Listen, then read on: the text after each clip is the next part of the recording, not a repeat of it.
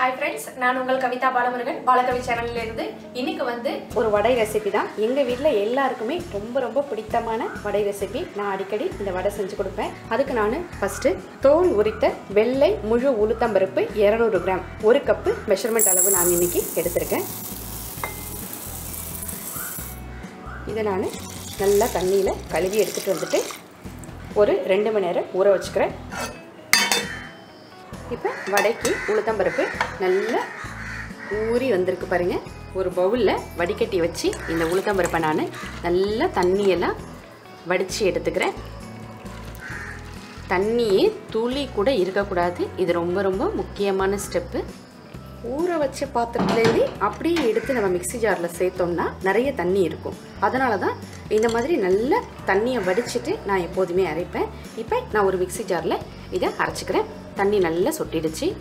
தயிர் வடை, உளுந்து வடை, சாம்பார் வடை இது எல்லாமே எங்கள் வீட்டில் ரொம்ப ஃபேவரட்டாக விரும்பி சாப்பிடுவாங்க. என்னோட ரெசிப்பியில் என்னோட ஃபேமிலியில் ரொம்ப பிடித்தமான இந்த மெது வடை ரெசிபியும் ஒரு முக்கியமான ரெசிபி.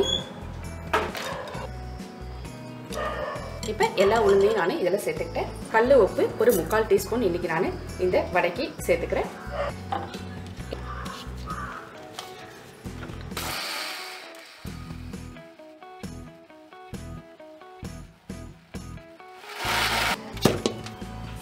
ஒரு ஸ்பூன் வச்சு எல்லாத்தையும் நல்லா மேலே கீழே உள்ள எல்லா உளுந்தையும் ஒன்றா கிண்டி விடுறேன்.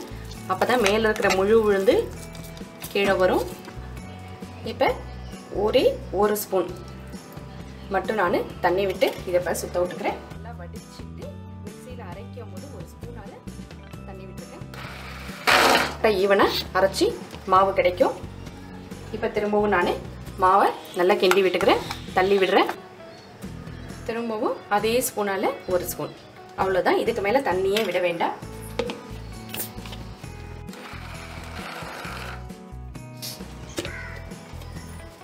மாவு எவ்வளோ சாஃப்டாக பஞ்சு போல் இருக்குது பாருங்க. இப்படி மாவு ஒரு கிண்ணத்தில் தண்ணியில் போட்டோம்னா அப்படியே மிதங்கணும். கரெக்டான வடைக்கான பக்குவம் அதான்.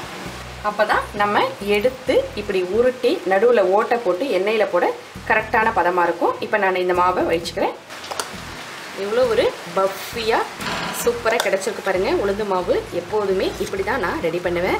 இந்த அகலமான மிக்ஸி ஜாரில் என்ன வசதியாக இருக்குன்னா, இப்போ இந்த கை ஹைட்டாக இருந்துச்சுன்னா கை உள்ளார வரைக்கும் நமக்கு பிளேடில் இருக்குன்னு சொல்லி கையை உள்ளார விடுறதுக்கு பயப்படுவோம். இது அகலமாக இருக்கும்போது கையை தைரியமாக விட்டு நம்மளால் ஈஸியாக மாவு மாதிரியான பொருட்களை நம்மளால் வழிச்சிக்க முடியுது.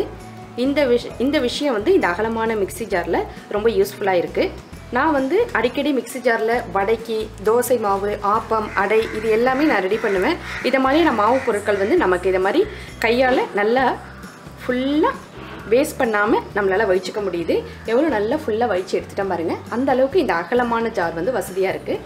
இப்போ இந்த மாவை ஒரு நிமிஷம் நல்லா நான் பீட் பண்ணிக்கிறேன். கரண்டியாலையும் பண்ணலாம், கையாலையும் பண்ணலாம். இப்போ பச்சை மிளகாய் பொடிசாக கட் பண்ணியிருக்கேன், அதை சேர்த்துக்கிறேன். இஞ்சி நல்லா பொடிசாக கட் பண்ணியிருக்கேன், அதையும் சேர்த்துக்கிறேன். கண்டிப்பாக இஞ்சி சேர்த்துக்குங்க. உளுந்து வடைக்கு செரிமான தன்மைக்கு ரொம்ப இஞ்சி முக்கியமானது. உப்பு நான் மிக்சியில் அரைக்கும் போதே சேர்த்துட்டேன். பெருங்காயம் ஒரு 1/4 டீஸ்பூன் சேர்த்துக்கிறேன்.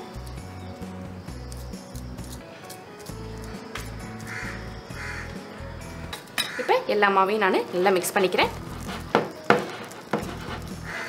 இப்போ மாவு நல்லா மிக்ஸ் பண்ணிட்டேன். இப்போ ஒரு கிண்ணத்தில் நான் தண்ணி வச்சுக்கிறேன். அந்த தண்ணியில் கையில் விரலை நான் நினச்சிக்கிறேன். நினச்சிட்டு இப்படி மாவு எடுத்து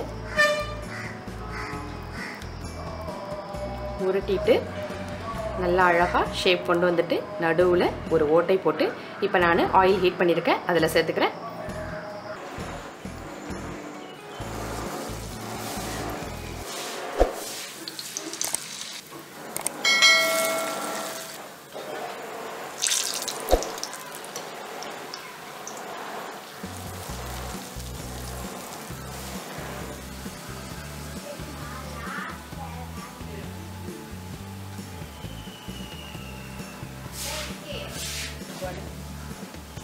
அவ்வளோதான், வடை நல்லா வெந்துருச்சு.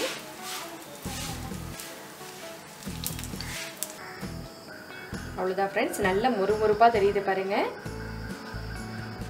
எண்ணெய் குடிக்கவே இல்லை. நல்ல கிறிஸ்பியான மெது வடை சூப்பராக ரெடி பண்ணியாச்சு. நீங்களும் செஞ்சு ட்ரை பண்ணி பாருங்கள். ட்ரை பண்ணி பார்த்துட்டு உங்களோட கமெண்ட்ஸ் ஃபீட்பேக்ஸை என்கிட்ட மறக்காமல் ஷேர் பண்ணுங்கள். வீடியோவை லைக் பண்ணுங்கள். உங்கள் ஃப்ரெண்ட்ஸுக்கு ஷேர் பண்ணுங்கள் ஃப்ரெண்ட்ஸ். தேங்க்யூ ஃபார் வாட்சிங்.